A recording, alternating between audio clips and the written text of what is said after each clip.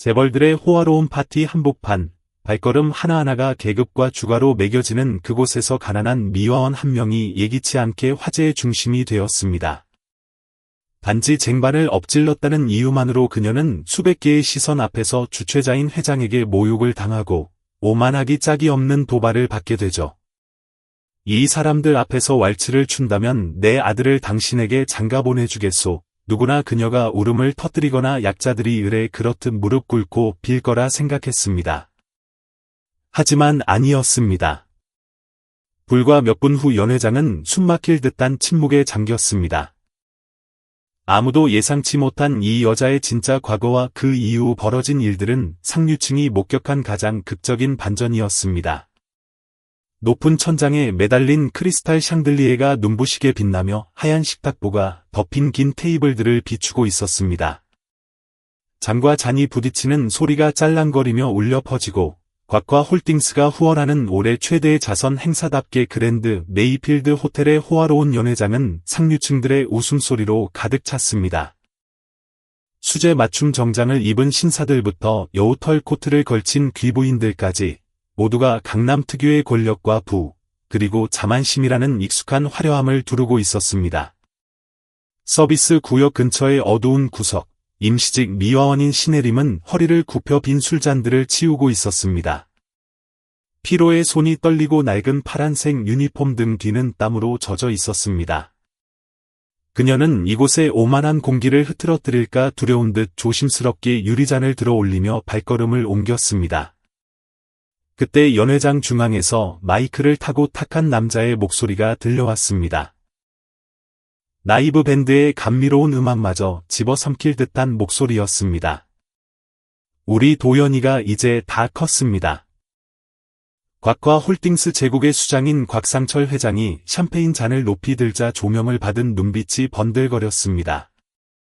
하지만 그 눈빛은 술기운과 만인 위에 군림하는 자의 오만함으로 가득 차 있었습니다.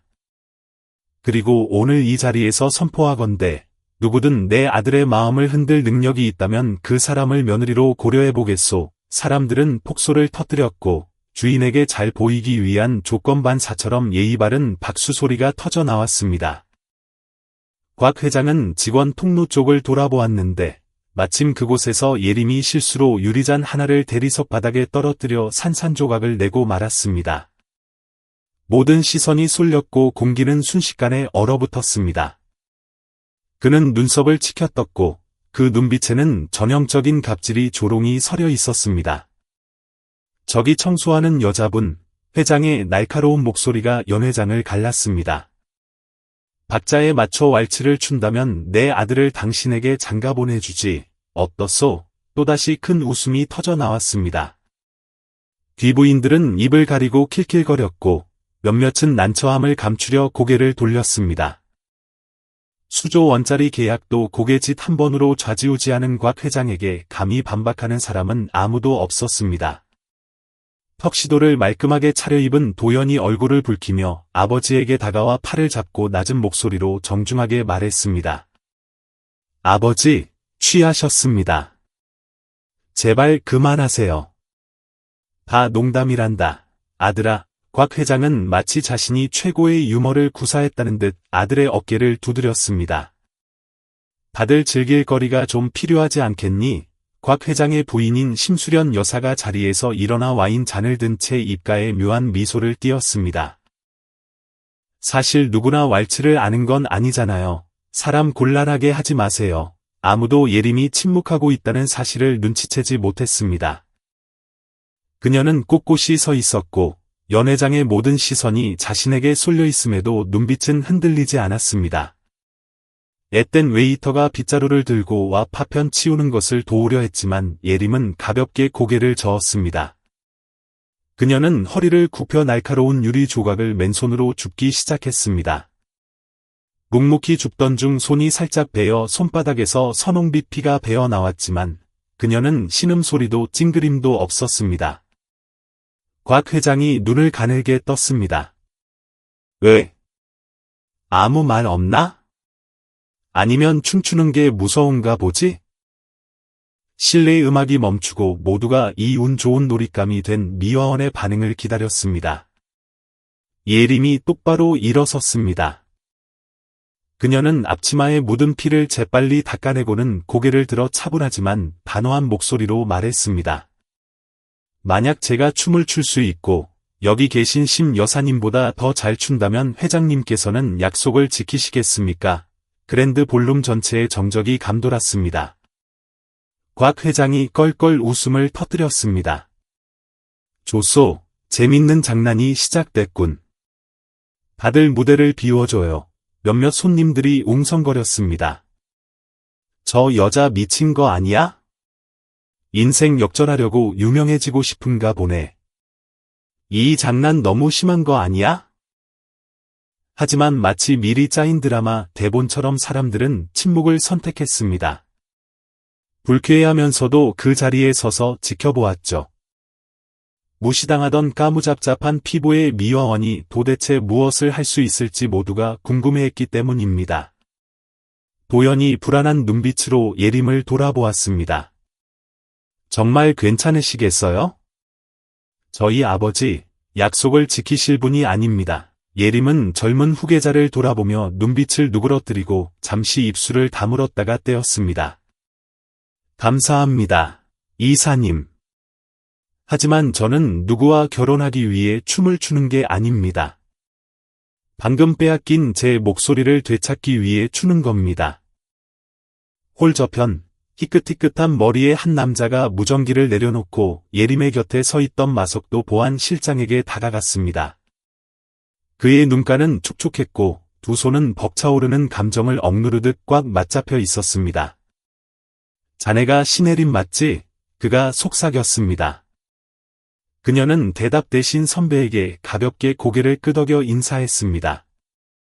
그는 곽 회장 쪽을 올려다보다가 다시 그녀에게 떨리는 목소리로 속삭였습니다. 온 국민이 자네가 죽은 줄 알았는데 이렇게 살아있었구만. 예림이 씁쓸하게 미소 지었습니다. 잊기 쉬우니까 그렇게 생각했겠죠. 그가 그녀의 어깨를 단단히 잡았습니다. 내가 전부 녹화하겠네. 저들이 똑똑히 보고 기억하게 만들어 무대 조명이 천천히 돌아갔습니다. 멀리서 DJ가 음향을 준비했습니다. 곽 회장의 목소리가 코미디 무대의 MC처럼 즐겁게 울려 퍼졌습니다. 자, 준비하시고. 만약 박자를 놓치거나 멈춘다면 댁은 무릎 꿇고 사람들 앞에서 이 바닥을 깨끗이 닦아야 할 거요. 예림이 플로어로 걸어 나갔습니다. 박수치는 사람은 없었지만 모든 눈길이 그녀에게 쏠렸습니다. 에어컨의 찬바람이 얇은 옷깃을 파고들었지만 그녀는 몸을 떨지 않았습니다. 오히려 크리스탈 조명이 비치는 플로어 위에서 그녀는 기념비처럼 굳건히 섰습니다. 예림은 깊은 숨을 들이마셨습니다. 박수를 받기 위해서가 아니라 자신을 비웃던 자들을 침묵시키기 위해 이곳에 섰음을 분명히 알았습니다. 그리고 왈츠 음악이 울려 퍼졌습니다. 그날 밤, 댄스 플로어는 강남 상류층의 사교장이 아니었습니다. 그곳은 권력과 품위, 악의적인 장난과 인간의 생존적 선택 사이를 가르는 경계선이 되었습니다. 한 발자국만 더 내디디면 그녀는 이 밤을 자신뿐만 아니라 사회 밑바닥에서 투명 인간 취급을 받던 모든 이들을 위한 전환점으로 만들 것이었습니다. 음악이 연회장 구석구석으로 넘실대며 퍼져나갔고 왈츠의 삼박자는 부드러우면서도 웅장하게 울렸습니다. 손님들 사이에서 웅성거림이 일었고 이해할 수 없다는 표정과 경멸, 그리고 약간의 호기심이 뒤섞인 눈빛들이 교차했습니다. 예림은 조명 아래 홀로 서 있었습니다.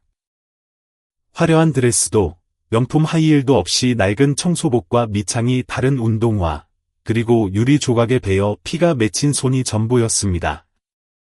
모든 것이 너무나 불공평해 보였지만 누구도 가늠할 수 없는 것이 하나 있었습니다.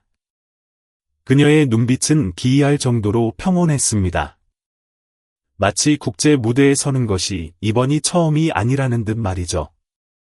마석도 실장은 음향 장비 옆에 서서 무전기를 꽉 쥔 채 시간의 먼지 속에 묻혀버린 줄 알았던 기억들이 솟구치는 것을 느꼈습니다.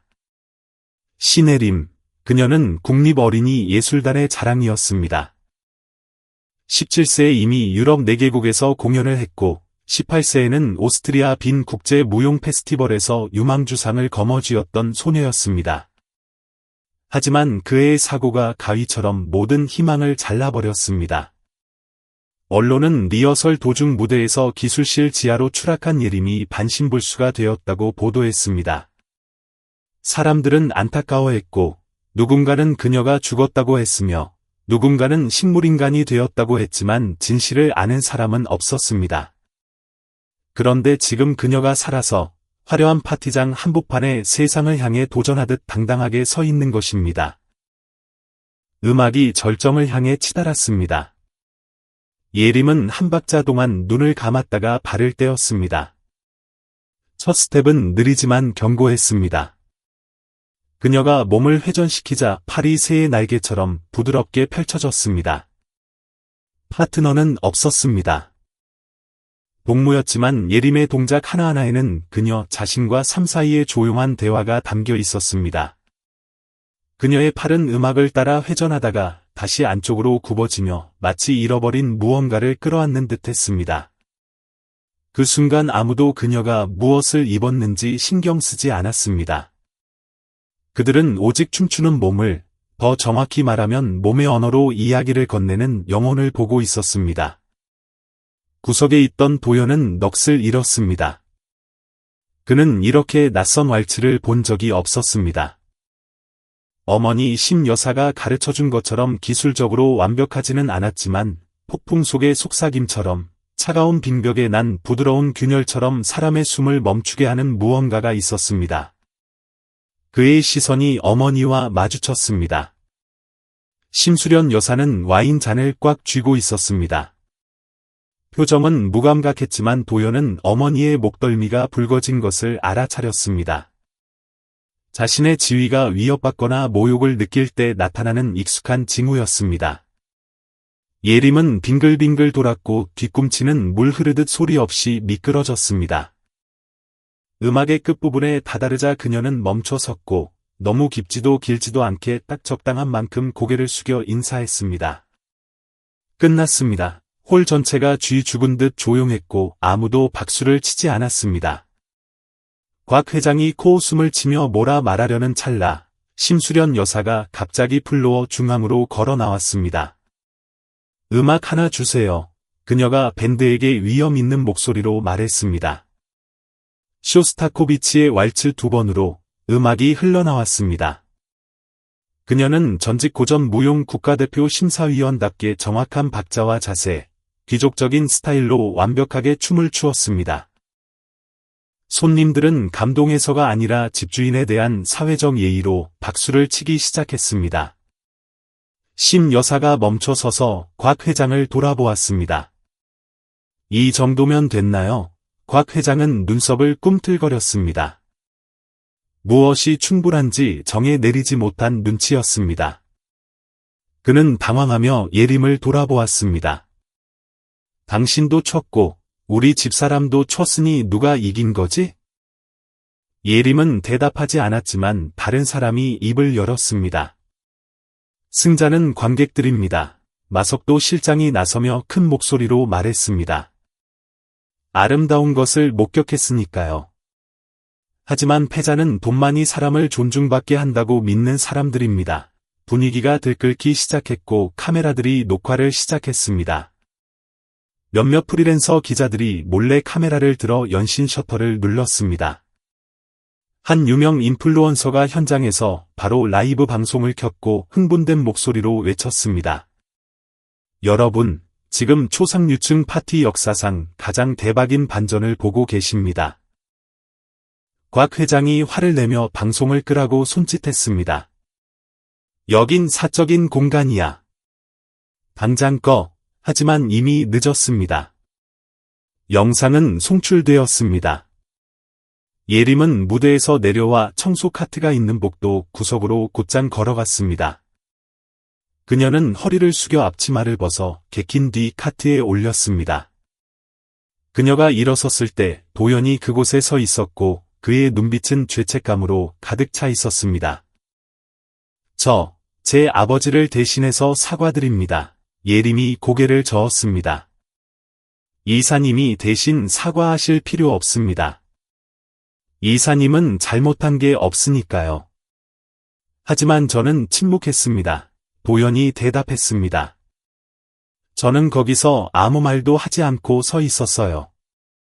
아버지 때문에, 회사 때문에, 제 후계자 자리 때문에 두려웠습니다. 예림이 그의 눈을 똑바로 바라보았습니다. 두려워할 권리는 있습니다. 하지만 어른이 되고 싶다면 두려움이 당신이라는 사람을 결정하게 두지 마세요. 연회장 뒤편의 조명이 꺼지기 시작했고 행사는 끝났습니다. 손님들은 흥분과 당혹감, 그리고 영상을 인터넷에 올릴지 비밀로 간직할지 고민하며 혼란스러운 마음으로 자리를 뜨기 시작했습니다. 어둠 속에서 예림은 호텔을 빠져나왔습니다. 밖에는 수원 시내 위로 갑작스러운 소나기가 쏟아지고 있었습니다. 마석도 실장이 낡은 검은 우산을 펴고 그녀를 쫓아왔습니다. 예림아, 그가 불렀습니다. 또다시 언론에 휘말리게 될 거야. 준비는 됐니? 예림은 뒤를 돌아보지 않았지만 들릴 만큼의 목소리로 말했습니다. 다시 유명해지고 싶어서 춤을 춘 게 아니에요. 저 같은 사람들도 누군가의 허락 없이 무대에 설 수 있다는 걸 알리기 위해 춘 거예요. 번개가 하늘을 갈랐습니다. 그날 밤 수원은 빗속에 잠겼지만 한때 추락했던 사람의 눈빛은 불꽃처럼 타올랐습니다. 그리고 방금 영상을 업로드한 누군가의 휴대폰 속에서 첫 번째 파도가 일기 시작했습니다. 잊혀진 줄 알았던 이름, 춤 하나로 사람들을 울렸던 소녀 신혜림이 돌아오고 있었습니다. 하지만 이번에 그녀는 박수를 받기 위해 춤춘 것이 아니었습니다. 자신과 같은 사람들이 다시는 짓밟히지 않도록 하기 위해 춤을 추었습니다. 다음 날 아침, 한국의 소셜미디어는 지진이라도 난 듯 들썩였습니다. 카카오톡부터 유튜브, 네이버 카페, 네이트판의 상류층 뒷담화 게시판까지 어젯밤 파티의 순간을 담은 영상들로 도배되었습니다. 포털 사이트 실시간 검색어 상단에는 자극적인 제목들이 빠르게 올라왔습니다. 재벌을 입 다물게 한 미화원의 왈츠. 재벌가를 뒤흔든 미화원 신혜림은 누구인가? 곽과 홀딩스 파티에서 춤춘 천사 같은 여자의 정체. 사람들은 자선 경매에 대해서도 누가 몰디브 비즈니스 항공권을 따냈는지도 더 이상 이야기하지 않았습니다. 그들이 기억하는 건 화려한 파티장 한복판에서 낡은 작업복을 입고도 전혀 주눅들지 않았던 한 여자의 차분한 눈빛이었습니다.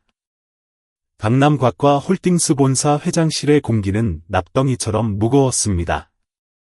거대한 흑단나무 책상 뒤에 앉은 곽 회장은 미간을 잔뜩 찌푸린 채 전화기를 들고 있었습니다. 몇 초 간격으로 파트너사, 언론, 법무팀, 심지어 골프 모임 친구들에게서 알림이 울려댔습니다. 이게 무슨 일이야? 그가 강 비서에게 눈을 부라리며 으르렁거렸습니다. 강 비서, 자네 입사한 지 1년도 안 됐어? 회장님, 현재 영상 조회수가 300만 회를 넘었고 12시간 연속 트렌딩 1위입니다. 언론에서는 공식 입장을 요구하고 있고 싱가포르의 미라테크 그룹 같은 주요 파트너들도 이메일을 보내왔습니다. 이번 사건이 기업 윤리 규정인 ESG 위반에 해당하는지 확인을 요청하고 있습니다. 말도 안 돼. 곽 회장이 책상을 쾅 내리쳤습니다. 무분별하게 퍼진 장난질일 뿐이야. 홍보팀은 뭘 하길래 그 영상이 호텔 밖으로 나가게 둔 거야? 회장님, 촬영자가 한두 명이 아닌 것 같습니다. 데이터 분석 결과 최소 12개의 다른 소스에서 거의 동시에 영상이 업로드되었습니다. 일부는 VIP 손님들이고 직원들도 포함되어 있습니다. 현재로서는 통제가 불가능합니다. 곽 회장은 이마를 짚고 거친 숨을 몰아쉬었습니다. 그의 앞 모니터에는 한 독립 언론 기자의 기사가 떠 있었습니다. 가난한 노동자를 조롱하는 장으로 변질된 자선 파티. 주동자는 누구인가? 기사 아래에는 수천 개의 분노 섞인 댓글이 달렸습니다. 요즘 세상에 아직도 저런 계급 갑질을 하다니. 내가 본 어떤 무용수보다 아름다운 춤이었다. 그녀는 1000번의 사과를 받아 마땅하다. 곽과 홀딩스 경영진 인성부터 다시 검증해라. 이사회 회의실 분위기도 다를 바 없었습니다. 심수련 여사는 다리를 꼬고 앉아 아이패드를 든 채 차가운 표정을 짓고 있었지만 그녀가 분노로 몸을 떨고 있다는 것은 누구나 알 수 있었습니다. 그녀가 남편을 흘겨보았습니다. 이미 벌어진 일이에요. 당신이 할 일은 언론을 진정시키고 공개 사과를 하는 겁니다. 진심이든 아니든 태도를 분명히 해야 해요. 사과? 난 잘못한 게 없어. 농담이었을 뿐이야. 그 여자가 강요당한 것도 아니고. 강요당하지 않았다고요. 법무팀장이 기록을 넘기며 말했습니다. 회장님, 영상 속 음성에는 분명히 만약 박자를 맞추면 내 아들을 장가 보내주겠다고 말씀하셨습니다. 대중들이 이걸 무해한 농담으로 받아들일 것 같습니까? 곽 회장은 주위를 둘러보았습니다. 생전 처음으로 자신의 회의실에서 고립감을 느꼈습니다. 한편 구로구의 눅눅한 반지하 방, 예림은 바닥에 앉아 끊임없이 진동하는 낡은 휴대폰을 바라보고 있었습니다. 카카오톡 메시지, 전화, 인터뷰 요청, 협업 제안, 후원 문의가 홍수처럼 밀려들었습니다. 어디서부터 시작해야 할지 알 수 없었습니다. 밖에는 부슬비가 내리고 있었지만 그녀의 마음속은 태풍처럼 복잡했습니다. 방문을 가볍게 두드리는 소리와 함께 사촌 동생 하나가 갓 끓인 라면 냄비를 들고 들어왔습니다. 언니 뭐 좀 먹어. 어제 한숨도 못 잤잖아. 예림은 고개를 저으며 여전히 대형 팬페이지에서 공유되고 있는 영상이 뜬 휴대폰 화면만 바라보았습니다. 하나가 옆에 앉아 잠시 침묵하다가 속삭였습니다. 후회해? 어젯밤 무대에 올라간 거. 예림은 바로 대답하지 않다가 잠시 후 나직하게 말했습니다. 무대에서 떨어지고 침묵했던 지난 10년은 후회했어. 하지만 이번엔 아니야. 하나가 눈시울을 붉히며 고개를 끄덕였습니다. 언니 그거 알아? 어릴 때 난 언니가 슈퍼 히어로라고 생각했어. 지금 보니까 언니는 다른 방식의 영웅이 맞는 것 같아. 밖으로 배달 오토바이가 쌩하고 지나갔습니다. 좁은 방 안에서 예림은 조용히 낡은 나무 수납장을 열어 먼지 쌓인 작은 양철 상자를 꺼냈습니다. 안에는 메달들과 상장, 그리고 16살의 신혜림이 비내 무대 위에서 꽃을 들고 울고 있는 흐릿한 사진이 들어 있었습니다. 무용수로 복구하려는 건 아니야. 그녀가 말했습니다. 하지만 내가 사랑했던 것들을 누군가가 짓밟도록 내버려 두지도 않을 거야. 그날 오후, 예림은 유명 토크쇼 인사이트 코리아와의 첫 생방송 인터뷰에 응했습니다. 진행자는 감성적인 질문으로 말문을 열었습니다. 본인이 지금 수백만 한국인의 마음을 울렸다는 걸 알고 계시나요? 예림이 옅은 미소를 지었습니다. 저는 그저 춤을 췄을 뿐입니다. 만약 그들의 마음이 울렸다면 아마 그들도 저처럼 침묵을 강요당한 적이 있기 때문일 겁니다. 방송 직후 인터뷰 영상은 빛의 속도로 퍼져나갔습니다. 사람들은 그녀를 양심을 깨운 무용수, 올해의 여성, 드라마에서 걸어 나왔지만 현실을 사는 주인공이라 불렀습니다. 그날 밤 도연은 펜트하우스 테라스에 서서 서울의 붐비는 차량 행렬을 내려다보며 휴대폰을 꽉 쥐고 있었습니다. 화면에는 예림이 MC를 마주보고 앉아 차분하지만 깊은 눈빛으로 말하는 모습이 담겨 있었습니다. 그가 한숨을 내쉬었습니다. 내가 사는 세상이 이렇게 작게 느껴진 적은 처음이야. 선택받은 계층을 위해 짜인 각본과 두려움, 보이지 않는 규칙들로 가득 찬 세상 말이야. 그는 안전한 울타리를 벗어나야 할 때가 왔음을 직감했습니다. 그리고 가장 먼저 해야 할 일은 그녀를 찾아가는 것이었습니다. 곽 회장의 아들이 아닌 그녀에게 감사와 사과, 그리고 어쩌면 새로운 시작을 빚진 한 사람으로서 말이죠. 그때 그는 아직 몰랐습니다.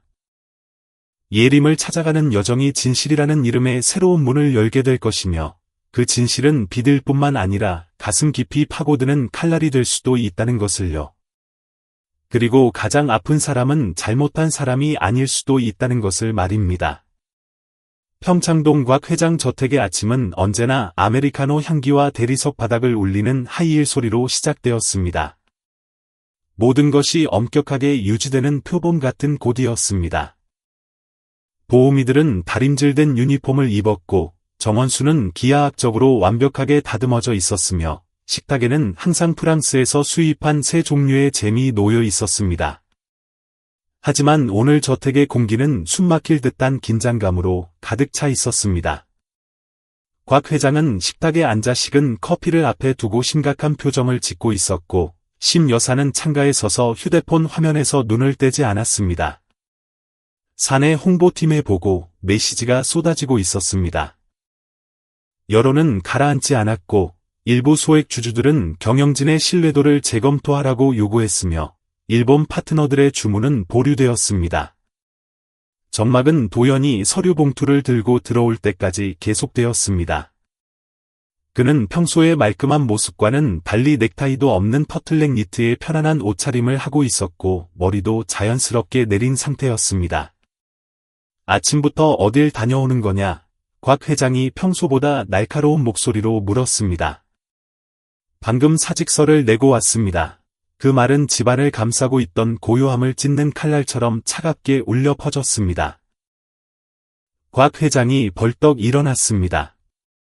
뭐라고? 일을 그만둬? 내가 미쳤구나? 인간의 존엄을 무시하는 회사를 더 이상 대표할 수 없습니다. 곽 회장이 눈을 부릅떴습니다. 고작 청소부 하나 때문에, 그깟 장난, 춤 한 번 때문에, 도연은 처음으로 아버지를 피하지 않고 똑바로 쳐다보았습니다. 아버지는 그 영상을 보고 운 사람이 얼마나 되는지 아세요? 얼마나 많은 사람이 그 여자에게서 자신의 모습을 봤는지 아시냐고요. 아버지는 어떠셨죠? 웃으셨습니다. 타인의 고통을 오락거리로 만드셨죠. 아버지는 농담을 해서 틀린 게 아닙니다. 언제 침묵해야 하는지 몰라서 틀리신 겁니다. 심 여사가 낮지만 위압적인 목소리로 다가왔습니다. 도연아, 내가 지금 무슨 짓을 하는지 알고 있니? 넌 유일한 후계자야. 내부에서부터 썩어가는 제국을 물려받고 싶은지 확신이 안 섭니다. 넌 이 가족을 배신하고 있어. 어머니가 눈을 부라리며 말했습니다. 도연은 잠시 침묵하다가 천천히 대답했습니다. 아니요, 어머니. 전 우리 가족이 잃어가고 있는 유일한 것을 지키려는 겁니다. 양심이요. 그는 등을 돌려 걸어 나갔고, 하얀 공간에 남겨진 두 권력자는 부정할 수 없는 진실에 사로잡혔습니다. 그들이 쌓아 올린 왕자가 그 중심에서부터 금이 가기 시작했다는 사실을요. 구로구의 낡은 골목 안, 예림은 작은 무용학원 안으로 들어갔습니다. 낡은 나무 간판에는 리듬 앤 스텝 유소년 예술클럽, 꿈을 키우는 곳이라는 글귀가 여전히 남아 있었습니다. 이곳은 모든 것이 무너지기 전 그녀에게 제2의 집이었던 곳입니다. 거울에는 먼지가 쌓였고 나무 바닥은 닳았지만 여전히 땀 냄새와 옛 열정의 향기가 배어 있었습니다. 마석도 선배가 작은 종이 상자를 들고 기다리고 있었습니다. 여기 기억나지? 예림이 고개를 끄덕이며 희미하게 웃었습니다. 어떻게 잊겠어요? 아저씨가 이걸 10년이나 가지고 계셨어요. 그가 건넨 상자 안에는 부드러운 분홍색 발레 슈즈가 들어 있었습니다. 색은 발의 상아색이 되었지만 형태는 그대로였습니다. 그 위에는 예림이 소녀 시절 쓴 쪽지가 놓여 있었습니다. 나의 복귀를 위하여. 그녀는 가슴이 벅차오르는 것을 느끼며 신발을 집어들었습니다. 10년. 무대 조명 아래서 차가운 지하 기술실로 붕대 감긴 병상에서 미용실 보조로, 다시 병원으로, 반지하 방으로, 그리고 마침내 그날의 연회장으로. 모든 발걸음은 낮은 음표였고 이제 그녀는 클라이맥스에 도달했습니다. 마석도 씨가 천천히 말했습니다. 예림아, 이제 돌아올 때가 됐어. 혼자 추는 게 아니라 아무도 봐주지 않는 아이들에게 불꽃을 전해주기 위해서 말이야. 내가 학원을 열 형편이 안 된다는 거 알아. 하지만 혼자가 아니야. 너를 응원하는 사람들과 이웃들로부터 크라우드 펀딩으로 1억 5천만 원이 모였어. 예림은 감동하여 눈시울이 붉어졌습니다. 뭐라고 말씀드려야 할지 모르겠어요. 말할 필요 없어. 그냥 춤추고 아이들을 가르치면 돼. 나머지는 나랑 사람들이 알아서 할 테니까. 그날 저녁, 분당 신도시의 조용한 북카페에서 도연이 도착했을 때 예림은 이미 와 있었습니다. 책으로 둘러싸인 공간과 은은한 조명이 분위기를 따뜻하게 만들고 있었습니다. 그들은 재즈 음악과 갓 구운 와플 냄새 사이에서 마주 앉았습니다. 와주셔서 감사합니다. 도연이 진심 어린 목소리로 말했습니다. 사직하셨다면서요. 감사합니다. 예림이 대답했습니다.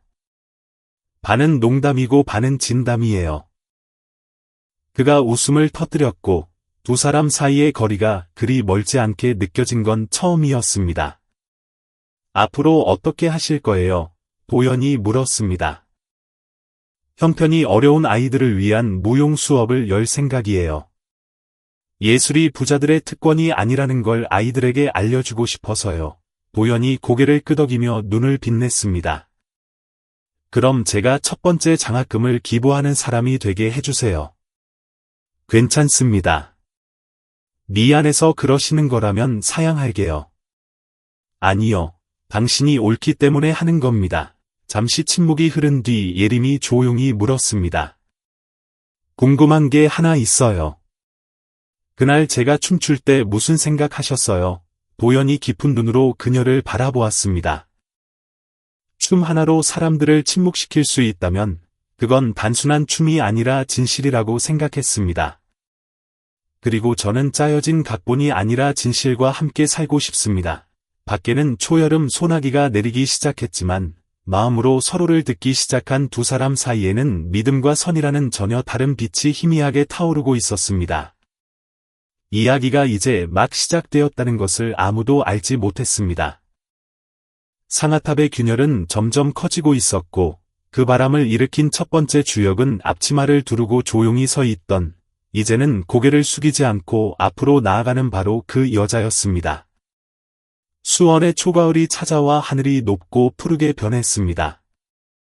한낮의 햇살은 모든 활동에서 물러나고 싶게 만들 만큼 나른했습니다. 하지만 곽화 홀딩스 본사의 차가운 회의실에서는 이윤이나 계약 문제가 아닌 권력을 잃어가는 남자와 그의 눈에 가시가 되어가는 외동아들 사이의 양보 없는 대결이 펼쳐지고 있었습니다. 곽 회장이 서류 뭉치를 책상에 내리치며 으르렁거렸습니다. 원하는 게 뭐야? 회사를 나가더니 그 계집애를 공개적으로 지지해?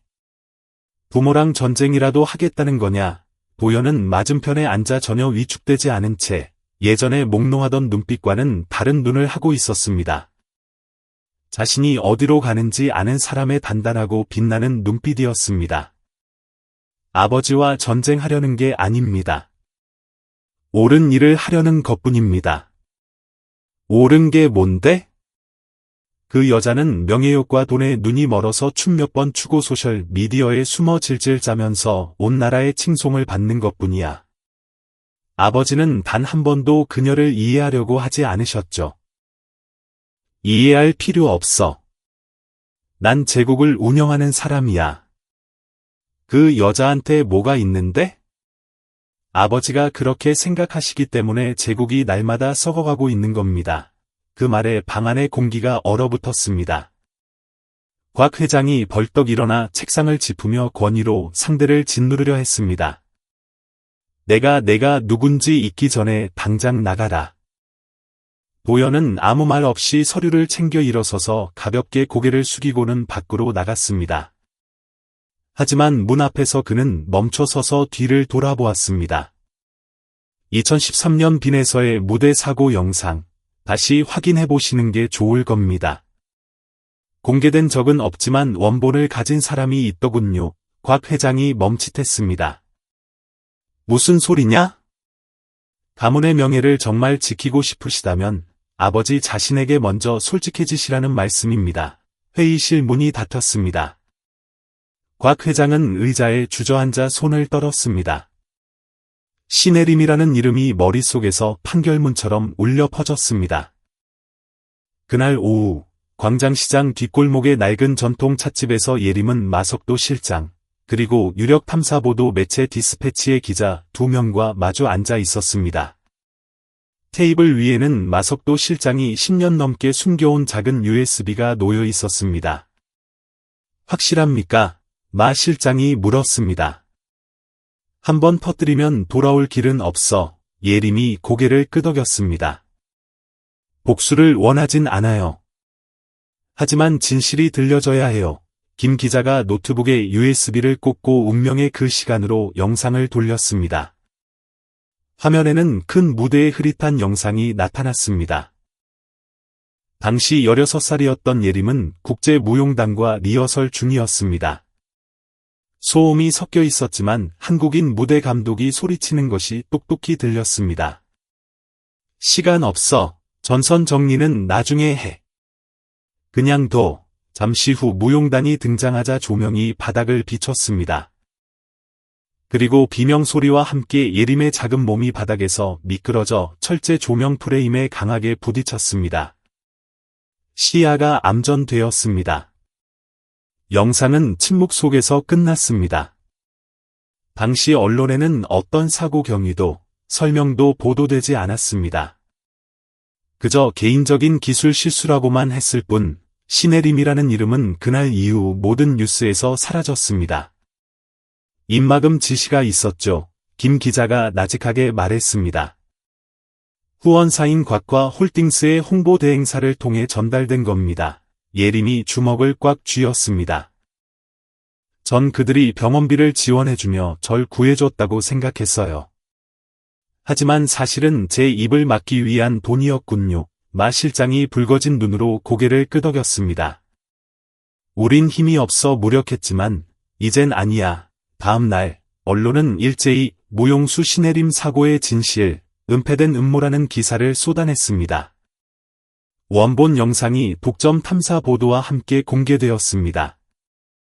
인터넷은 폭발했고 분노한 댓글들이 줄을 이었습니다.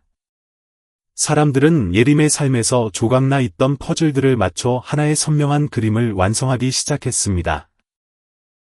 짓밟힌 재능, 사라진 피해자, 그리고 끝까지 몰아붙인 장난. 생방송 TV 프로그램에서 진행자가 예림에게 물었습니다.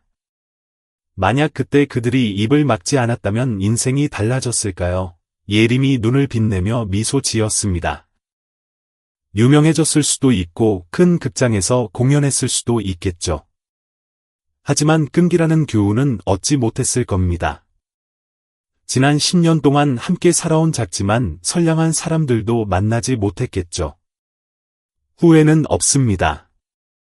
저는 저를 위한 정의가 아니라 저처럼 묻혀버린 사람들을 위한 정의를 원할 뿐입니다. 그날 밤, 도연은 강북의 작은 아파트 옥상에 홀로 앉아 있었습니다. 그는 서울의 불빛이 마치 뒤집힌 별바다처럼 빛나는 먼 곳을 바라보았습니다. 어머니에게서 문자가 왔습니다. 내 아빠 서재에 계시다. 저녁부터 아무 말씀이 없으셔. 아마 생각 중이신 것 같아. 도연은 한숨을 쉬었습니다. 그는 아버지가 무너지길 원한 게 아니라 이해하길 원했습니다. 그렇지 않으면 그들이 쌓은 모든 것이 바람 앞에 모래성처럼 사라질 테니까요. 그는 노트북을 열어 아버지에게 보낼 이메일을 작성했습니다. 아버지, 내일 구로의 옛 센터에서 신혜림 예술교실 프로젝트 설명회를 엽니다. 회장님이나 아버지로서가 아니라 듣는 법을 아는 한 사람으로서 와주시길 바랍니다. 아들 도연 올림. 그는 전송 버튼을 누르고 벽에 머리를 기댔습니다. 멀리서 들려오는 밤거리는 잠들지 않는 도시의 속삭임 같았습니다. 진실이 밝혀지면 사람의 마음도 깨어나는 법이죠. 내일 마지막 막이 내리고 무대는 감히 직면할 용기가 있는 자들의 것이 될 것입니다. 10월의 어느 아침, 쌀쌀한 바람이 불어와 여름의 뜨거움을 밀어내고 리듬 앤 스텝 예술센터 마당의 노란 은행나무 잎을 간지럽혔습니다. 오늘 이곳에서 신혜림 후원재단 출범식이 열립니다. 센터 앞에는 사람들이 구름처럼 몰려들었습니다. 낡은 연립주택에서 맨발로 나온 부스스한 아이들, 무거운 짐을 지고 장학금을 신청하러 온 어머니들, 그리고 한때 청소부, 경비원, 배달원으로 일했던 이웃들이 있었습니다. 그들은 입구 밖에서 서로 어깨를 맞대고 온 나라를 뒤흔든 춤의 주인공이 누구인지 보기 위해 설레는 마음으로 기다렸습니다. 마당 한가운데 세워진 작은 무대에는 화려한 조명도 대형 LED 스크린도 없었습니다. 그저 신혜림 프로젝트 개막, 꿈이 다시 시작되는 곳이라고 적힌 단순한 현수막만 걸려 있었습니다. 예림은 무대 뒤에서 소박한 흰 원피스를 입고 단정하게 머리를 묶은 채 서 있었습니다. 화려한 화장은 없었지만 폭풍이 지나간 호수처럼 평온하고 깊은 눈빛을 하고 있었습니다. 그녀는 깊은 숨을 들이쉬고 밖으로 나갔습니다. 파도처럼 박수 소리가 터져 나왔습니다. 갈라 파티의 예의 바른 박수가 아닌 무대 아래 서는 것에 익숙지 않은 사람들의 진심 어린 박수였습니다. 이번에 그들은 빛을 향해 걸어갈 용기를 낸 한 사람을 위해 일어섰습니다. 예림이 마이크를 잡았습니다. 목소리는 낮고 단단했습니다. 오늘 저는 예술가로서도 피해자로서도 이 자리에 선 것이 아닙니다. 저는 꿈에서 떨어졌지만 믿음을 잃지 않은 한 사람일 뿐입니다. 그녀는 자신을 지켜보는 아이들의 작고 간절한 눈망울을 내려다보았습니다. 저는 저와 같은 아이들이 춤을 배웠으면 합니다. 유명해지기 위해서가 아니라 넘어졌을 때 일어나는 법을 배우고 자신도 무대에 설 자격이 있다는 것을 알기 위해서 말입니다. 부모님이 무슨 일을 하시든 우리가 어디에 살든 어떤 옷을 입든 상관없습니다.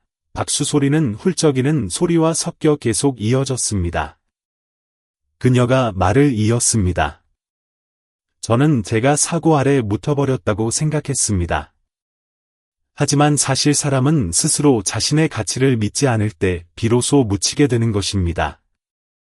그리고 저는 누구도 다시는 그런 일을 겪지 않기를 바랍니다. 연설을 마친 후 그녀는 무대에서 내려와 무용 수업의 첫 번째 수강생들이 앉아있는 앞줄로 곧장 걸어갔습니다.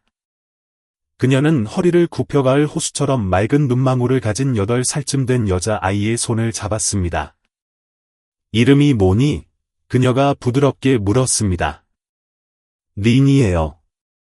저도 선생님처럼 춤추고 싶어요. 아이는 작지만 또렷한 목소리로 말했습니다. 예림이 미소 지었습니다. 그럼 내일부터 내가 내 선생님이 되어 줄게. 아이가 눈을 반짝이며 고개를 끄덕였습니다. 그 순간 센터 전체가 정적에 휩싸였습니다. 감동 때문이 아니라 정문을 통해 예상치 못한 남자가 들어왔기 때문이었습니다. 곽 회장, 사람들은 단번에 그를 알아봤습니다. 경호원도 취재진도 없이 평범한 셔츠 차림이었지만 지시하는데 익숙한 사람 특유의 기질은 여전했습니다. 그러나 그의 걸음걸이에는 오만함 대신 깊은 고뇌와 느릿함이 배어 있어 무언가 달라 보였습니다. 예림은 똑바로 서서 차분한 눈빛으로 그를 바라보았습니다. 사람들은 숨을 죽인 채 서로 눈치를 보며 대립이나 공개 사과 혹은 90도 폴더 인사를 기다렸습니다. 하지만 곽 회장이 곧장 무대로 올라가 마이크를 잡고 조용히 내뱉은 첫 마디는 아무도 예상하지 못한 것이었습니다. 저는 오늘 곽과 홀딩스의 회장 자격으로 온 것이 아닙니다. 그저 한 아버지의 자격으로 왔습니다. 그는 무대 뒤편에 조용히 서 있는 도연을 돌아보았습니다. 제 아들이 저에게 말하더군요. 양심이 썩어 문드러진 상태로는 제국을 경영할 수 없다고 말입니다. 그때는 화가 났지만 이제는 그 말이 맞다는 걸 압니다. 관중석이 술렁거렸습니다. 기자들이 카메라를 들이댔지만 곽 회장은 신경 쓰지 않았습니다. 그는 예림을 향해 몸을 돌렸고 목소리는 잠겨 있었습니다. 제가 틀렸습니다. 타인의 상처를 하찮게 여긴 제가 틀렸습니다. 돈으로 고통을 지울 수 있다고 생각한 것도 틀렸습니다. 그리고 제가 높은 곳에 있다는 이유만으로 누군가의 꿈을 장난거리로 만들 권리가 있다고 착각한 것은 더더욱 큰 잘못이었습니다. 센터 안은 쥐 죽은 듯 조용했고 스쳐 지나가는 바람 소리만이 진실을 싣고 사람들 가슴 속으로 스며들었습니다. 용서를 바라지는 않습니다. 다만 제가 부숴버린 것들을 다시 쌓는데 조금이나마 보탬이 되고자 왔습니다. 곽 회장은 서류 봉투를 꺼내 강연대 위에 올려놓았습니다. 신혜림 재단이 선정할 첫 장학생 100명을 위해 제 사비로 후원하겠습니다. 그리고 예림 씨가 허락해 주신다면 권력이 아닌 처음부터 다시 시작하겠다는 약속으로 함께하고 싶습니다. 바람이 몰아치듯 박수 소리가 터져 나왔습니다. 모두가 당장 용서한 것은 아니었지만 그와 같은 위치의 남자가 자신의 과오를 직면할 때 그것이 이미 빛을 향한 한 걸음임을 모두가 이해했기 때문입니다. 예림이 다가와 서류 봉투를 받아 들었습니다. 그녀는 울지도 웃지도 않은 채 가볍게 고개를 끄덕이며 나직이 말했습니다. 과거를 잊으려고만 하면 누구도 다시 시작할 수 없죠. 하지만 기억하면서 고칠 용기가 있다면 가능합니다. 그날 저녁, 사람들이 모두 돌아간 뒤 예림은 아이들과 함께 연습실 바닥을 닦고 있었습니다. 조명은 대부분 꺼졌고 복도 보안 등 불빛만이 은은하게 비치고 있었습니다. 도연이 자판기에서 뽑은 따뜻한 캔커피 2개를 들고 들어왔습니다. 그가 웃으며 캔커피를 그녀의 볼에 대었습니다. 후원자님, 받으세요. 그녀는 캔커피의 온기를 받아 들었습니다. 두 사람은 긴 나무 벤치에 나란히 앉아 벽을 따라 걸린 무용 신발들을 바라보았습니다. 아버지가 오실 줄은 몰라서 한참 침묵하던 도연이 말했습니다. 저도요, 예림이 대답했습니다. 하지만 와주셔서 다행이에요. 도연이 고개를 끄덕이며 그녀를 바라보았습니다. 예림아, 이 모든 일이 지나고 나면 우리에게도 뭔가 새로운 시작이 가능할까? 그녀는 그를 오랫동안 응시하다가 조용히 말했습니다. 저는 좋은 일은 운 좋은 사람들에게만 일어나는 건 줄 알았어요. 그런데 이제는 알아요. 포기하지 않으면 나 자신도 그런 걸 누릴 자격이 있다는 거요. 그는 미소 지었고 더 이상의 말은 필요 없었습니다. 창밖의 도시는 네온 사인이 화려하게 빛나고 있었지만 왁스 냄새와 아이들의 웃음소리가 배어있는 이 낡은 연습실 안에서는 또 다른 빛이 피어오르고 있었습니다. 무대 조명이 아니라 상처받았던 마음들이 다시 사랑하는 법을 배우며 만들어내는 빛이었습니다. 춤은 박수와 함께 끝나지만 인생은 사람이 어둠 밖으로 뛰어들 용기를 낼 때 비로소 진짜 시작되는 법입니다. 그리고 예림은 토슈즈가 아닌 자신의 심장으로 그 일을 해냈습니다. 오후의 비가 그친 뒤 밤 공기는 축축하고 스산해졌습니다. 예림은 작은 아파트 창가에 조용히 앉아 유리창을 타고 흘러내리는 빗방울을 바라보았습니다. 끊이지 않는 생각들처럼 빗물은 하염없이 흘러내렸습니다. 가로등의 노르스름한 불빛이 그녀의 옆얼굴을 비추었습니다. 부드럽지만 우울함이 서려 있었습니다. 장학재단 출범식 이후 모든 것이 어지러울 만큼 빠르게 변했습니다. 그녀의 이름은 TV 프로그램, 소셜미디어, 신문 기사에서 끊임없이 오르내렸습니다. 사람들은 그녀를 역경을 딛고 일어선 아이콘, 영감을 주는 불꽃이라 칭송했습니다. 하지만 정작 예림의 마음은 그 어느 때보다 공허했습니다. 누명을 벗었고 명예도 되찾았지만 마음 한구석에는 여전히 아물지 않은 무언가가 있었습니다.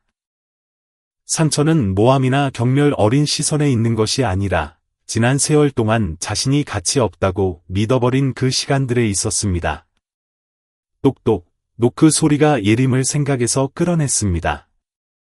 문을 열자 낡은 셔츠 차림에 익숙한 모습, 마석도 실장님이 김이 모락모락 나는 만두 봉지를 들고 서 있었습니다. 저녁 안 먹었을 것 같아서 그가 사람 좋게 웃었습니다. 그리고 할 이야기도 좀 있고 예림은 그를 안으로 모셨고 유자차 2잔을 탔습니다. 찻잔에서 피어오르는 김이 창문을 뽀얗게 흐리며 마치 지나간 일들을 가리는 커튼처럼 시야를 덮었습니다. 무슨 말씀 하실지 알아요. 도연 씨 아버님 이야기죠. 마 실장이 고개를 끄덕였습니다. 오늘 아침에 날 찾아왔더구나. 예림은 말없이 그를 바라보았습니다. 너를 만나고 싶어 하셔. 사과하려는 게 아니라 설명하고 싶으시단다. 그 일이 있고 나서 잠을 못 주무신대. 한 번도 입 밖으로 꺼내지 못한 이야기들이 있다고 하더구나. 예림은 고개를 숙이고 두 손을 꽉 쥐었습니다. 듣고 싶은지 잘 모르겠어요. 그녀가 작게 말했습니다. 다 듣고 나서 또 다른 분노를 마주하게 될까봐, 아니면 섣부른 연민을 느끼게 될까봐 무서워요. 마 실장이 포구가 그친 뒤 딸의 어깨를 감싸주는 아버지처럼 그녀의 어깨에 손을 얹었습니다. 예림아, 용서는 남을 편안하게 해주기 위해서가 아니라 내 마음이 편해지기 위해서 하는 거야. 다음 날 오후, 강가에 자리한 고즈넉한 한옥 카페에서 예림은 곽 회장과 마주 앉았습니다. 수행 비서들은 없었습니다. 그는 수수한 캡모자를 손에 든 채 혼자 왔습니다. 평소의 날카로운 눈빛은 사라지고 오랫동안 내려놓지 못한 짐을 짊어진 늙은 남자의 모습만이 남아 있었습니다. 와줘서 고맙소. 그가 낮게 깔린 목소리로 말문을 열었습니다. 예림은 대답 대신 가볍게 고개를 끄덕였습니다. 침묵하면 다 지나갈 거라고 생각했지. 하지만 덮을수록 사람을 갉아먹는 잘못들이 있더군. 그가 말을 멈췄다가 다시 이었습니다. 빈에서 사고가 났던 날, 나도 그 자리에 있었소. 전선 처리가 안 된 걸 알고 있었지. 조명에 문제가 있다는 것도 봤고. 하지만 거물급 후원자가 참관하는 녹화라 기술팀에게 일정을 서두르라고 지시했소. 예림이 주먹을 꽉 쥐었습니다. 오래전부터 짐작했던 일이었지만 그의 입으로 직접 확인하는 것은 가슴을 짓누르는 고통이었습니다. 당신이 떨어졌을 때 난 병원에 갈 엄두를 못 냈소. 법이 무서워서가 아니라 당신에게서 내 모습을 봤기 때문이요. 어른들의 야망을 위해 희생된 어린아이 말이지. 그녀가 놀란 듯 고개를 들었습니다. 곽 회장은 강 쪽을 바라보았습니다. 그의 눈빛은 먼 곳을 향해 있었습니다. 내 아버지도 가혹한 분이셨지. 어릴 때부터 리더가 되는 법을 배워야 했고, 감정을 드러내거나 약한 모습을 보이는 건 금지당했소. 난 갑옷을 입은 그림자처럼 자랐소. 실패감과 내가 사랑을 두려워한다는 사실로부터 나를 보호하기 위해 권력을 방패로 삼았지. 두 사람은 한참 동안 말이 없었습니다. 바람이 불어와 낙엽과 묵은 기억의 먼지들을 쓸고 지나갔습니다. 예림은 식은 차를 한 모금 마시고 천천히 말했습니다. 회장님은 정말 많이 원망했었습니다. 하지만 청소 일을 하고 아이들에게 춤을 가르치면서 배운 게 하나 있어요. 남에게 상처 주는 사람들은 되게 깊은 상처를 가진 사람들이라는 거예요. 그녀는 무거운 짐을 내려놓듯 숨을 내쉬었습니다. 당신이 한 일은 잊지 않을 겁니다. 하지만 더 이상 원망은 하지 않겠어요. 그 원망이 제 안에서 단 하루도 더 살게 하고 싶지 않으니까요. 곽 회장이 그녀를 바라보았습니다. 늙은 눈가에 물기가 고였습니다. 고맙소. 그가 작게 말했습니다. 내가 진짜 사람으로 존재할 수 있게 해줘서 고맙소. 그날 밤, 예림은 늦게 센터로 돌아왔습니다. 어린 수강생들은 모두 돌아가고 거울에는 연습실의 노르스름한 불빛만 반사되고 있었습니다. 그녀는 마룻바닥 한가운데 서서 거울 속의 자신을 바라보았습니다. 넘어지는 바람에 눈물 범벅이 된 헝클어진 머리의 소녀는 더 이상 없었습니다. 스캔들 때문에 무대에서 쫓겨난 여자도, 남들이 춤출 때 바닥을 닦아야 했던 도우미도 아니었습니다. 그녀는 이제 온전하고 상처가 아물었으며 단단한 자기 자신이었습니다. 그녀는 발을 들어 천천히 한 바퀴 돌았습니다. 음악은 스피커가 아닌 심장에서 울려 퍼졌습니다. 머릿속의 박자가 그녀를 옛 시절로 데려갔지만 이번에는 고통 없이 자유로움만이 가득했습니다. 한 바퀴, 두 바퀴, 세 바퀴. 뒤에서 박수 소리가 들렸습니다.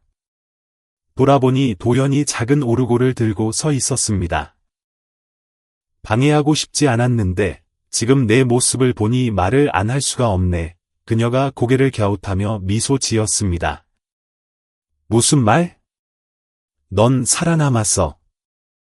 그냥 살아남은 게 아니라 다른 사람들도 더 잘 살고 싶게 만들었어. 예림은 그에게 다가갔습니다. 거리감도, 호칭도, 계급의 선도 사라진 그곳에서 그녀가 물었습니다.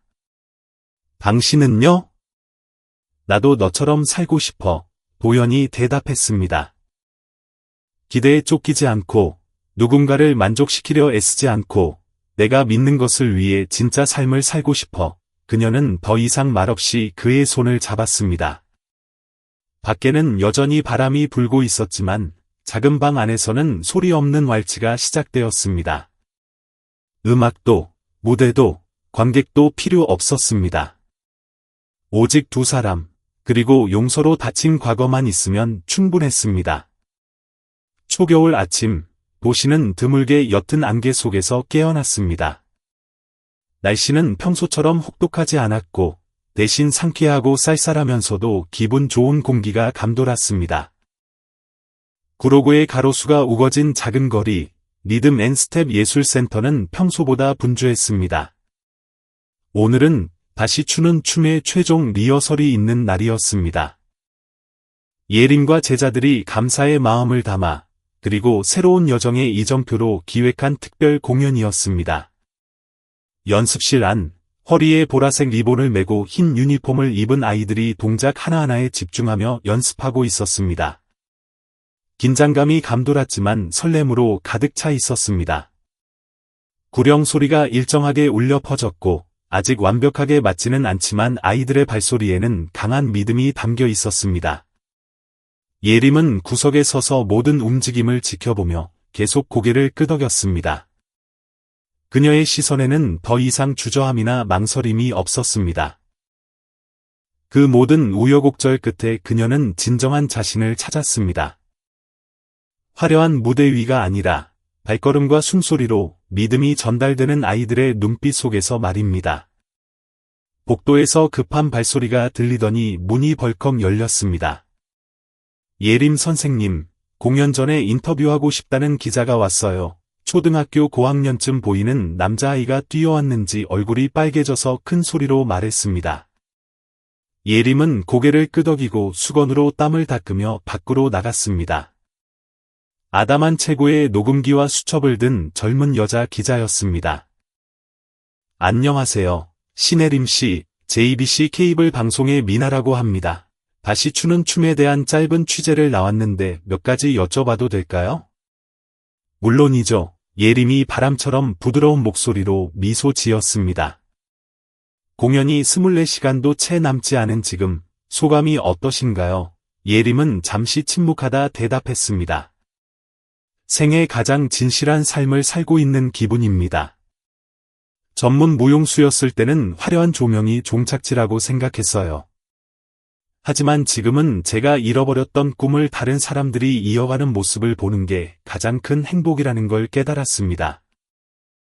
미나 기자가 고개를 끄덕이며 바쁘게 받아 적었습니다. 좀 사적인 질문인데 곤란하시면 대답 안 하셔도 됩니다. 현재 곽 회장님 가족과의 관계는 어떠신가요? 예림은 잠시 멈칫했습니다. 예상하지 못한 질문은 아니었지만 그 이름이 나올 때마다 설명하기 힘든 감정이 일렁였습니다. 분노도 아픔도 아니었지만 침묵 속에 울리는 북소리처럼 깊은 곳에서 무언가가 요동쳤습니다. 적도 아니고 그렇다고 가족이라 부를 수도 없지만 살다 보면 굳이 이름 붙일 필요 없이 그저 어떤 순간에 서로를 이해하는 것만으로 충분한 관계도 있는 법이죠. 미나 기자는 더 이상 묻지 않았습니다. 완전히 닫히지 않은 이야기의 경계선에 닿았음을 직감했기 때문입니다. 그날 저녁, 예림은 교회의 작은 공원 묘지에 있는 엄마의 산소를 찾았습니다.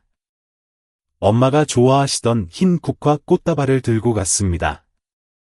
소박한 비석 앞에 앉아 꽃을 조심스럽게 내려놓은 뒤 주머니에서 천으로 만든 열쇠고리를 꺼냈습니다. 초등학교 2학년 때 서툰 솜씨로 직접 바느질해 만든 발레복을 입은 작은 인형이었습니다. 엄마, 저 다 이겨냈어요. 그녀가 속삭였습니다.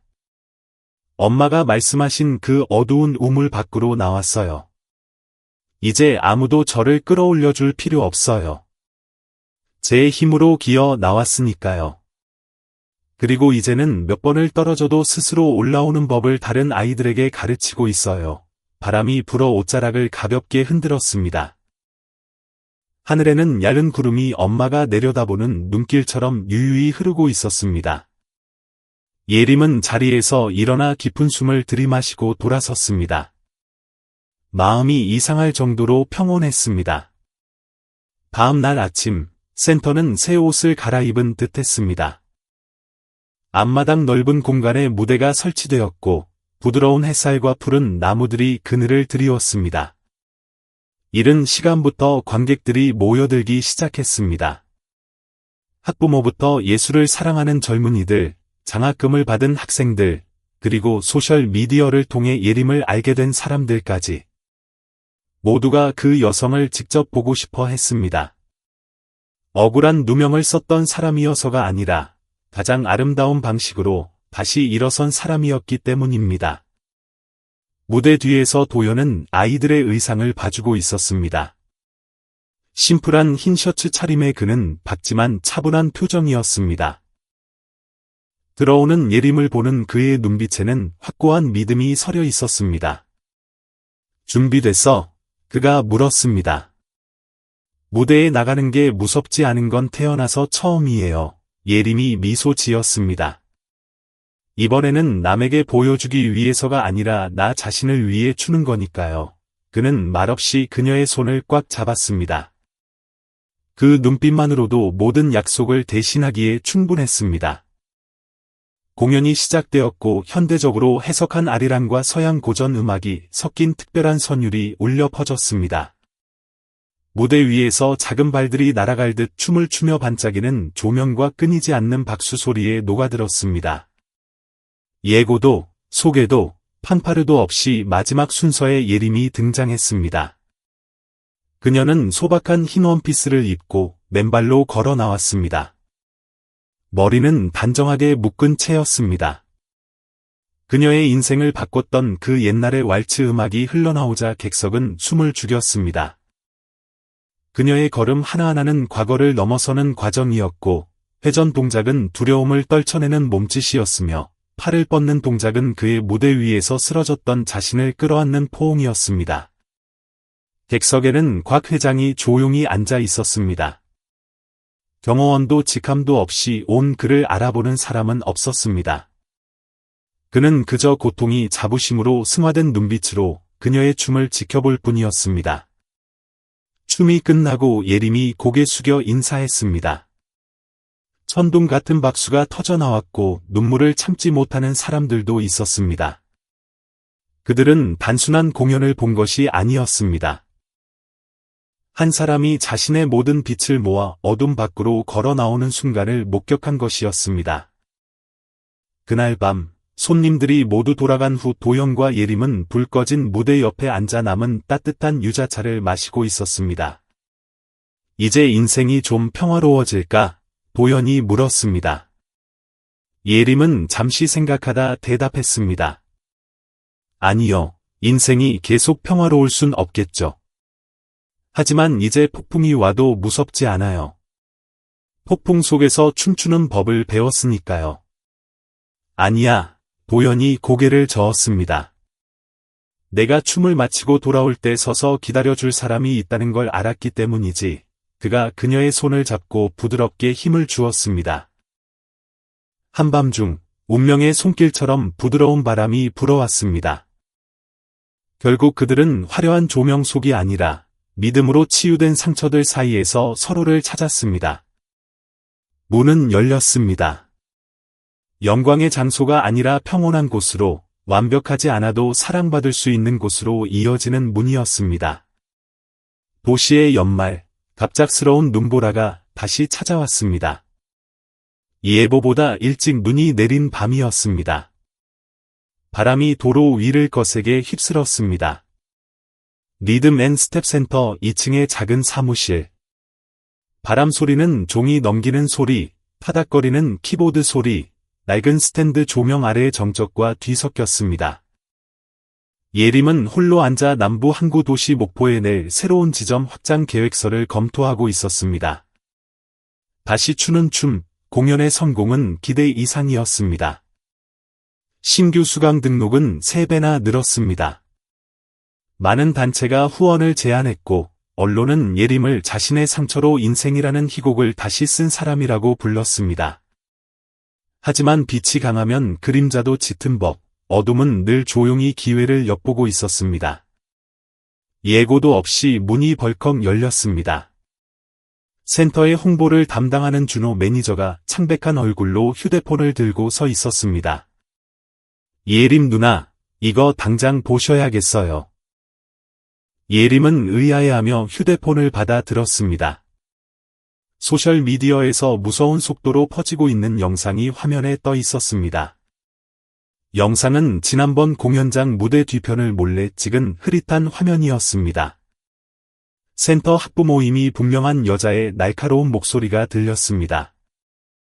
자기가 뭐 대단한 줄 아나 본데, 알고 보면 룸살롱에서 접대부로 일했던 여자야.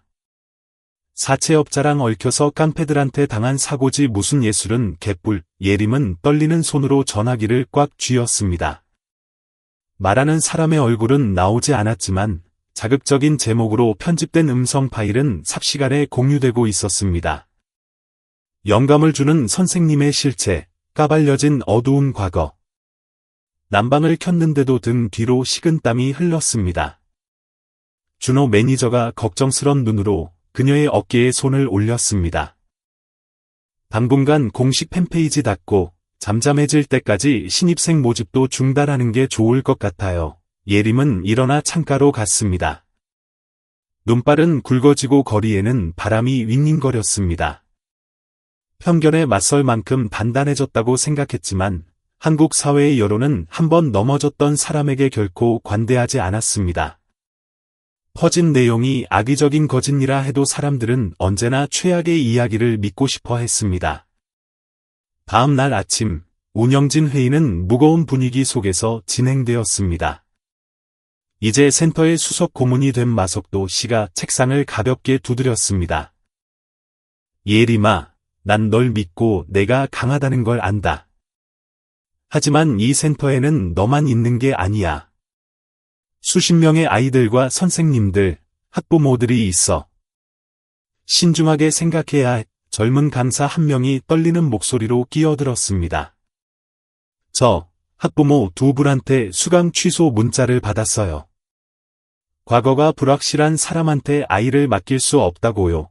좌중이 찬물을 끼얹은 듯 조용해졌습니다. 예림은 눈을 감고 깊은 숨을 들이마신 뒤 눈을 떴습니다. 흔들림 없는 눈빛이었습니다. 그럼 제가 정면 돌파할게요. 그녀가 말했습니다. 숨지도, 부인하지도 않을 거예요. 아무도 내 과거를 내 목에 들이대는 칼로 쓰지 못하게 한 번에 다 털어놓겠습니다. 이틀 후, 센터 공식 유튜브 채널의 라이브 방송에 예림이 등장했습니다. 텅 빈 연습실, 적당한 조명, 효과도 배경음악도 없는 소박한 배경이었습니다. 안녕하세요, 여러분. 그녀가 차분하게 말문을 열었습니다. 신혜림입니다. 저는 전문 무용수였고 빈 무대 사고의 피해자였습니다. 그리고 한때 길을 잃고 작은 무대나 술집에서 서빙을 했던 사람도 맞습니다. 붉은 조명이 좋아서가 아니라 살기 위해서 치료비를 벌기 위해서, 생존하기 위해서 돈이 필요했기 때문입니다. 그녀는 말을 멈추고 카메라를 똑바로 응시했습니다. 태어날 때부터 완벽한 사람은 없고 흙탕물을 지나면서 흙이 묻지 않을 수 있는 사람도 없습니다. 하지만 중요한 건 어떻게 넘어졌느냐가 아니라 그 후에 어떻게 일어났느냐는 것입니다. 그녀가 정중하게 고개를 숙였습니다. 제 과거 때문에 저를 믿지 못하시겠다면 원망하지 않겠습니다. 하지만 이 센터의 아이들을 봐주세요. 우리가 하고 있는 일을 보시고 불완전한 과거가 진실한 현재의 가치를 훼손할 수 있는지 다시 한번 물어봐 주세요. 채 2시간도 지나지 않아 영상은 모든 플랫폼으로 퍼져나갔고 응원의 댓글이 파도처럼 밀려들었습니다. 사람들은 해시태그 신혜림 누구나 과거는 일어서는 사람이 춤을 달아 그녀의 연설을 공유하기 시작했습니다. 그날 밤 센터가 비었을 때 예림은 습관처럼 혼자 연습실 바닥을 닦았습니다. 차가운 나무 바닥을 스치는 손길이었지만 마음은 이상하게 따뜻했습니다. 문이 열리고 곽 회장이 들어왔습니다. 자네가 작은 혁명을 일으켰구만. 그가 따뜻한 호떡 봉지를 책상에 내려놓으며 말했습니다. 축하의 의미로 사왔네. 예림이 작게 웃었습니다. 착하게 살면 비난을 피할 수 있을 줄 알았는데 착하게 산다는 건 날아오는 돌을 제일 먼저 맞을 각오를 하는 거라는 걸 이제 알겠어요. 그가 고개를 끄덕이며 어두운 연습실 허공을 바라보았습니다. 그거 아나? 나도 요즘 욕을 좀 먹고 있어. 주주들이 그러더군. 아들을 가정부랑 결혼시키려 했다니 가문의 망신이라고. 하지만 지금처럼 자랑스러운 적이 없었네. 예림은 말문이 막혔습니다. 그의 눈에는 더 이상 우월감이 아닌 드물고 진실한 인정이 담겨 있었습니다. 저는 제 과거 때문에 누가 부끄러워하는 걸 원치 않아요. 그녀가 조용히 말했습니다. 가난한 아이들에게 길이 있다는 걸 보여주고 싶을 뿐이에요. 가난이 사형 선고는 아니라는 거요. 곽 회장이 일어나 주머니에서 수표를 꺼냈습니다. 이건 내 개인적인 후원금이네. 내 이름은 뺄 거야. 그저 한 아버지로서 실수를 저질렀던 사람이 가능한 한 바로잡고 싶어서 주는 걸세. 예림이 받아들고 고개 숙여 인사했습니다. 감사합니다. 늦게라도 마음을 열어주셔서, 늦지 않게 와주셔서요. 밤이 깊어가고 눈발이 잦아들었습니다. 가장 거센 폭풍우도 결국은 물러가고 부드럽고 맑은 공기를 남겼습니다. 어두운 방에서 예림은 새 강좌 전단지에 들어갈 소개글을 고쳐 썼습니다.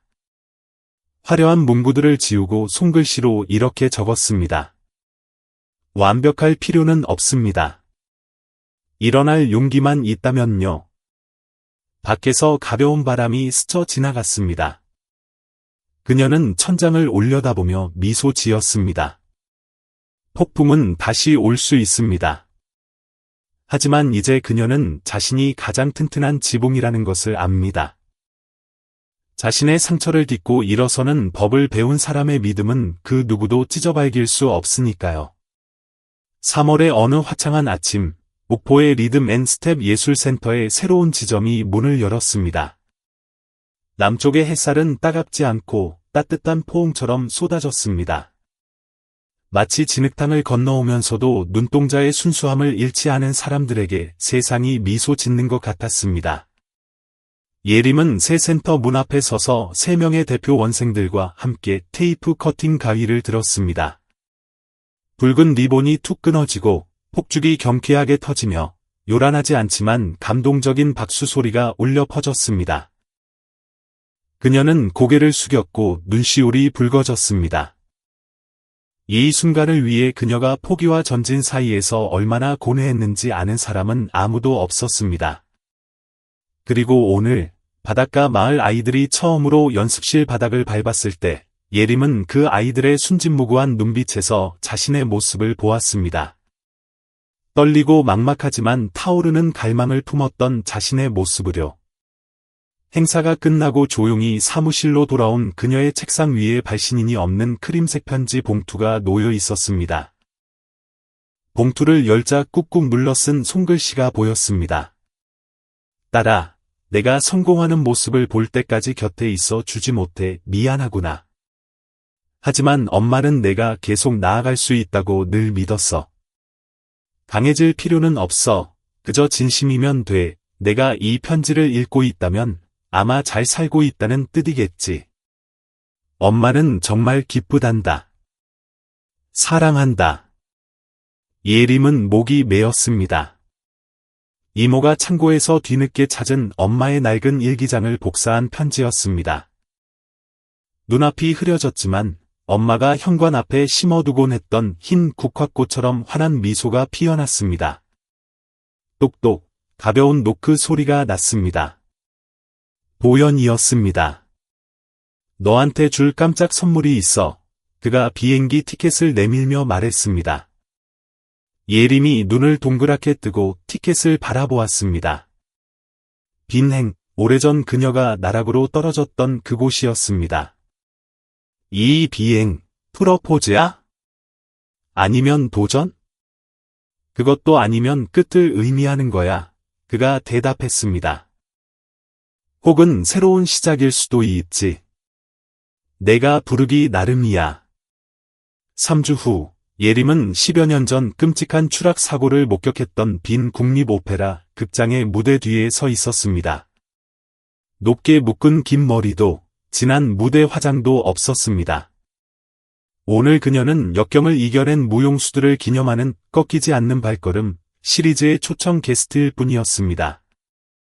관객들은 그녀가 누구인지 몰랐지만 음악이 시작되고 조명이 비치자 원형 무대 한가운데로 홀로 걸어 나오는 예림을 보며 모든 것이 멈춘 듯했습니다. 피루엣도 그랑 제태도 없는 복잡한 기술 하나 없는 무대였습니다. 그녀는 그저 한 걸음 한 걸음, 숨소리 하나, 팔을 뻗는 동작 하나로 옛 상처를 끌어안듯 춤을 추었습니다. 그녀의 맨발은 술집에서의 수모, 차가운 강당에서의 추락, 사회의 따가운 시선을 거쳐온 여정을 이야기하고 있었습니다. 그리고 객석 앞줄, 백발의 극장 예술 감독은 무대에서 눈을 떼지 못했습니다. 공연이 끝나고 예림이 오랫동안 고개를 숙였지만 박수 소리는 들리지 않았습니다. 사람들은 어떻게 반응해야 할지 몰랐습니다. 그때 맨 앞줄에 앉아있던 8살쯤 된 독일 소녀가 일어나 그녀에게 흰 장미 한 송이를 건네자 드문드문 시작된 박수가 점차 거세지더니 우레와 같은 함성이 되어 터져 나왔습니다. 그녀는 눈물을 흘리며 행복하게 웃으며 고개를 들었습니다. 모든 것을 앗아갔던 빈이 이제 진정한 포옹으로 그녀에게 보답하고 있었습니다. 한국으로 돌아온 후에도 삶은 계속되었지만 예림의 내면 깊은 곳에서 무언가가 완전히 달라졌습니다. 더 이상 꿈에 짓눌리지 않았고 가치를 증명하려고 애쓰지도 않았습니다. 새해 첫 학부모 회의 날, 그녀는 맨 뒷자리에 조용히 앉아 지켜보고 있었습니다. 단상에 올라온 학부모 대표는 다름 아닌 민수 엄마, 오 여사였습니다. 바로 악성 영상을 퍼뜨렸던 장본인이었죠. 전에는 완벽한 선생님이 필요하다고 생각했습니다. 하지만 이제는 알아요. 우리 아이에게 필요한 건 진짜 사람이라는 거려. 예림 선생님은 자신의 진실함으로 어떤 교과서보다 귀한 수업을 해주셨습니다. 강의실 전체가 박수를 보냈습니다.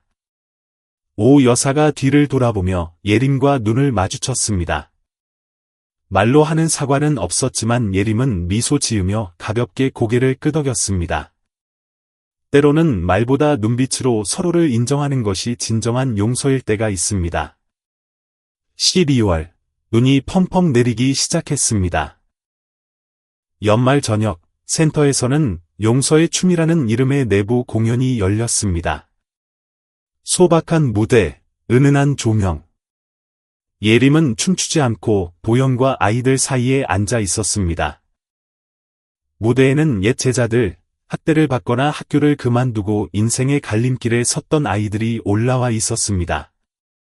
아직 서툴고 박자가 맞지 않았지만 아이들의 눈은 빛났고 미소는 진실했습니다. 예림은 그들에게서 유명한 무용수가 아닌 피투성이 발과 굴복하지 않는 심장으로 어둠을 헤쳐나온 한 소녀의 모습을 보았습니다. 마지막 순서가 끝나자 모두가 기립했습니다. 아무 말 없이 밤하늘에 울려 퍼지는 박수 소리는 갓 치유된 심장의 고동처럼 깊고 멀리 퍼져나갔습니다.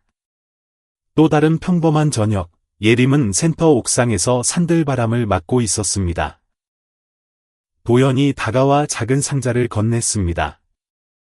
열어보니 날개를 활짝 편 모양의 나무 비녀가 들어 있었습니다. 선물이 필요할 것 같아서 그가 말했습니다. 몇 번 날개가 꺾였어도 언제든 다시 날 수 있다는 걸 기억하라고. 예림이 눈을 반짝이며 비녀를 머리에 꽂았습니다. 도망치기 위해 나는 게 아니야. 그녀가 대답했습니다. 돌아오기 위해서지. 충분히 채워졌을 때 말이야.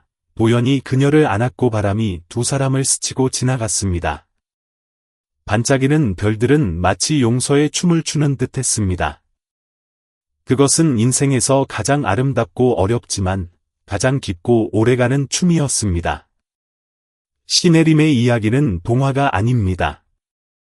그것은 상처와 일어설 때의 고통, 그리고 끝내 살아가기를 선택한 순간들이 모여 만든 교향곡입니다. 완벽하지 않아도 온전합니다. 타인과 그리고 자신과의 화해야말로 인간으로서 추는 가장 아름다운 춤이니까요. 시청해 주셔서 감사합니다.